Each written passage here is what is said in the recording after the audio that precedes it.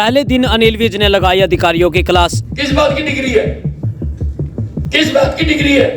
आपको पता ना 3 फुट की है, यहाँ कह रहे थे 3 फुट की गली है, 3 फुट की कैसे बनानी है और किसी का मकान ना गिरे, कौन देखेगा इसको? Who will see it?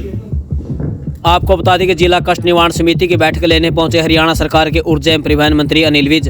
आपको बता दें कि अनिल विज ने आज कैथल कष्ट निवारण समिति की बैठक में 12 समस्या सुनी, जिनमें से 4 पुरानी और 9 नई समस्याएं थी। सन्नी देओल वाला डायलॉग नहीं होना चाहिए कि तरीक पे तरीक लगती है और इंसाफ नहीं होता।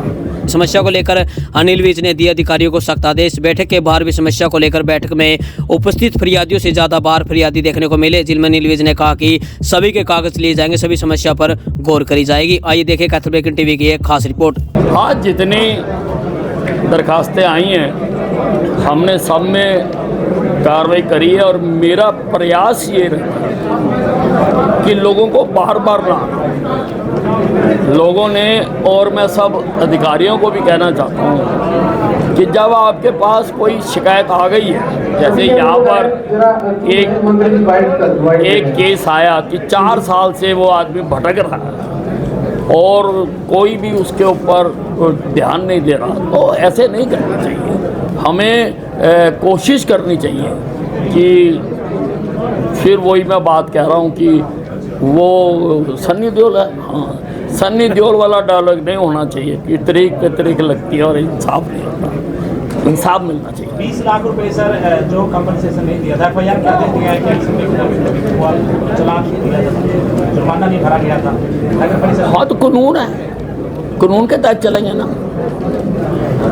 अब जो पोल्यूशन डिपार्टमेंट है उसका काम है ये इम्प्लीमेंट करवाना।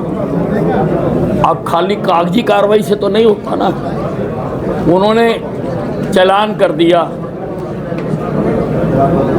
20 लाख रुपए का कंपनसेशन भी कह दी, उनको जुर्माना भी कह दिया, ना जुर्माना आया है ना कोई कार्रवाई हुई है, तो फिर ये तो बेमतलब हो गया ना। तो उसके लिए कानून में प्रावधान है कि उसकी FIR दर्ज होनी चाहिए। तो सर FIR पूरी SIT पे होगी या सिर्फ एक अधिकारी पर? नहीं, SIT का तो कोई ताल्लुक नहीं है उसमें। वो तो जो भी रिस्पॉन्सिबल है, जिसको चालान दिया गया है उसी पर। जमीन को लेकर भी आपने आदेश जारी किए हैं, जमीन के अदल-बदल।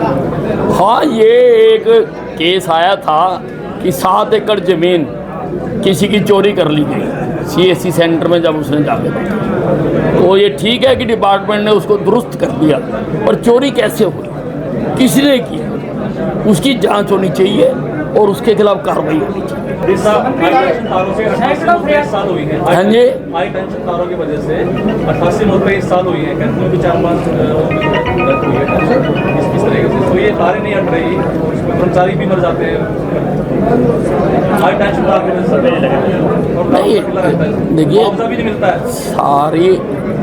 मैंने पहली मीटिंग में कहा कि अगर डिपार्टमेंट की नेग्लिजेंस की वजह से किसी का नुकसान होगा, किसी के आग लग जाती है, तो उसके लिए नियम बनाए जाएं कि उसको कंपनसेशन दी जा सके।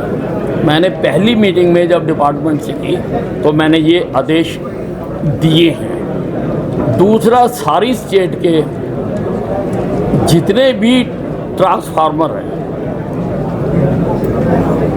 वो कितनी कैपेसिटी के हैं, उन पर लोड कितना है, और अगर अंडर लोड है तो उनको अपग्रेड करने के आदेश दिए, क्योंकि बार बार ये जो सारे फेलियर्स होते हैं। और उसी प्रकार से जो वायर्स लगी हुई हैं वो कितने AMU की है, वो उतना लोड उठा भी सकती है या नहीं उठा सकती है। लोड बढ़ गए लेकिन सिस्टम वहीं का वही है। अब ये काफ़ी बड़ा काम है, डिपार्टमेंट को कहा है, डिपार्टमेंट इस पर कर रहा है।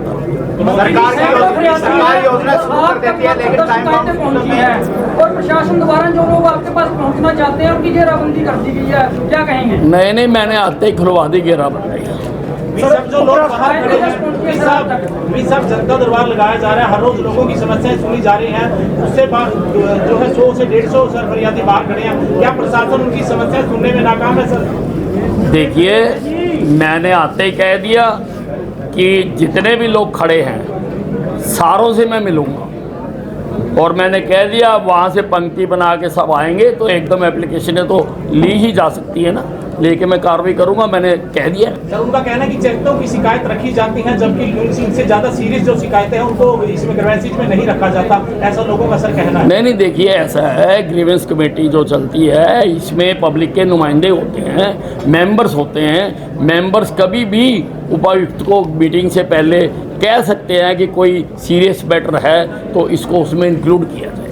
जैसे मैंने अभी एक कर दिया, मैंने अगली मीटिंग के लिए किसी व्यक्ति ने वहाँ से बात कही थी, मैंने कहा नेक्स्ट ग्रीवेंस कमेटी के एजेंडे में इसको इंक्लूड करो। किसानों के मुद्दे पर कहते हैं कि किसानों से बात करनी चाहिए भाजपा सरकार को। देखिए, किसानों से लगातार भाजपा के मंत्रियों ने आकर बात की है। अब सुप्रीम कोर्ट ने, माननीय उच्चतम न्यायालय ने समिति बना रखी है और वो बात कर रहे हैं। अब वो क्या बात हो रही है क्या नहीं हो रही है, क्योंकि that is not known to public. उच्चतम न्यायालय की, सुप्रीम कोर्ट की है, कर रहे हैं बात। सर अभी सुनवाई हुई है सुप्रीम कोर्ट में, उन्होंने कहा कि किसानों पे बल प्रयोग नहीं करना है, अभी वो गांधीवादी तरीके से आंदोलन करते हैं तो उनका आंदोलन जारी नहीं, अब मैंने जजमेंट नहीं देखी है, बिना देखे कोई कमेंट नहीं कर सकता। Sir one nation one election पर क्या कहेंगे? हाँ जी, वन नेशन वन इलेक्शन पर क्या कहेंगे? One nation one election one election, ये बहुत देश को आगे ले जाने वाला डिसीजन है। ये लिया तो जाना चाहिए था आज़ाद होने के इमीडिएटली बाद, लेकिन जो सरकारें बनी उनके एजेंडे में ये मुद्दे नहीं थे। अब प्रधानमंत्री नरेंद्र मोदी जी अपनी राष्ट्रवादी सोच के तहत देश को 2047 तक विकसित राष्ट्र बनाना चाहते हैं, तो जो जो उसमें व्यवधान है, अब ये जो चुनाव हैं, ये देश के विकास में ये जो बार बार चुनाव आते हैं, बार बार कोड ऑफ कंडक्ट चलता है, सारे काम रुकते हैं। यहाँ पर पहले लोकसभा का चुनाव हुआ, सारे काम रुके हुए थे, फिर विधानसभा का हो गया, सारे काम रुके हुए थे, फिर महाराष्ट्र का आ गया, दिल्ली का आ गया, जम्मू कश्मीर का हो गया। सारा साल सिर्फ और सिर्फ चुनाव चलते रहते हैं, विकास की तरफ ध्यान नहीं जाता है। इसलिए ये एक बहुत अच्छा कदम है और देश के 140 करोड़ लोगों को इसका स्वागत करना चाहिए। जो हाई टेंशन वायर की चपेट में जो लोग आते हैं, क्या मुआवजा बढ़ाएंगे आप अब नए मंत्री बने? अब मैंने बोल दिया कि मैंने डिपार्टमेंट को कहा है कि अगर डिपार्टमेंट के किसी भी कार्य से किसी का नुकसान होता है तो उसको कंपनसेशन मिलनी चाहिए। अगर कानून है तो उसके पालना होना चाहिए, नहीं है तो कानून बनाना चाहिए। नीचे कॉलोनियाँ कट जाती है, तारों के नीचे। हाँ जी, तारों के नीचे कॉलोनियाँ कट जाती है। नहीं, ये भी एक बहुत सीरियस मैटर है, क्योंकि ये लोगों को फंसा के और आप लोग निकल जाते हैं और वहाँ पर जो है दुर्घटनाएं होती रहती हैं। इसके बारे में भी हम सोचेंगे और कुछ न कुछ करेंगे। ऋषभ हुड्डा पिता पुत्र कह रहे हैं कि पार्टी को मजबूत करने के लिए दोबारा से फील्ड में उतरेंगे, दोबारा से पार्टी। क्या चीज़? हुड्डा पिता पुत्र कह रहे हैं कि पार्टी को दोबारा से मजबूत करने के लिए फील्ड में दोबारा से कांग्रेस के जो नेता है वो उतरेंगे, कैसे देखते हैं? लगे रहे अब 5 साल जो मर्जी करते रहे। लोगों ने घर बैठा दिया, ये तो रोज रात को सीएम बन के सोते थे, डिपार्टमेंट बांट के सोते थे, और यहाँ तक कि अधिकारियों को जिले भी बांट दिए थे, डिपार्टमेंट भी बांट दिए थे।